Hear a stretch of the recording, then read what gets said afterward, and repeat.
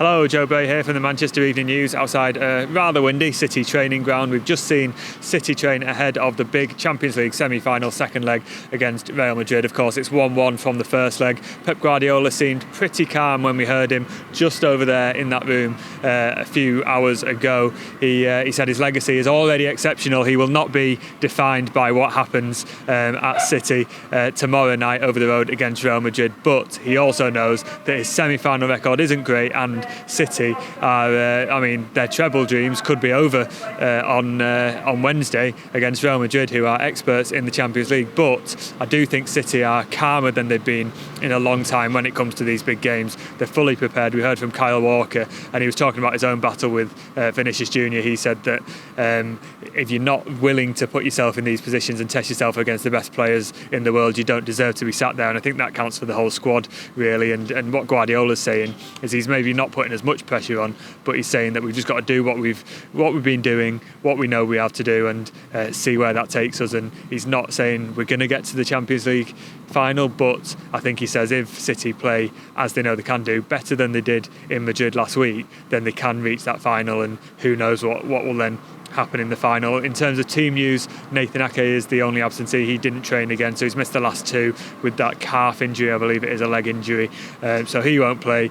Any lingering doubts over Rodri and Kevin De Bruyne from Everton. De Bruyne had a rest for the whole game. I think that was just rotation. Rodri had a bit of a knock when he came off towards the end, but on Sunday Guardiola said there was nothing wrong with Rodri. Today he said there's nothing wrong with Kevin De Bruyne, and both of those players did train today. So it's all a big squad apart from Nathan Ake, as we say, and that will be a boost for Guardiola. He used the Everton game to rest a number of players: John Stones, Jack Grealish, Bernardo Silva, De Bruyne, obviously. So you'd expect all of those players to come in.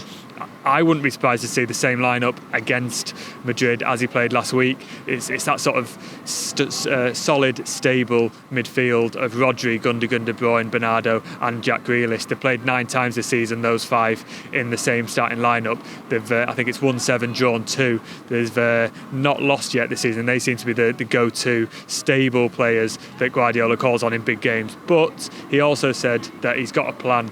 He's not going to overthink, but he knows how he wants City to play a bit more fluid. He mentioned fluency and that sort of aspect of the game that he didn't see in Madrid. He wants to see that against Madrid in this second leg. So maybe there's room for perhaps Phil Foden or Riyad Mahrez to come back in for that second leg, maybe take the game a bit more to Madrid, be a bit more direct. You might sacrifice a bit of control, but it will get the ball to Erling Haaland a little bit more, which they didn't do in Madrid. So it's settled to be an absolutely fascinating tie. City, I think it's 23 wins out of 25 at home in the Champions League, and they've drawn the other 2. They've not lost since at home to Lyon in 2018. They will be very, very, very confident of taking anyone on at the Etihad, but you just can't count out Madrid, and they showed in the first leg that even when they're not playing well, they're still more than capable of scoring and just taking you and knocking you off your stride. So that's what they'll have to do. City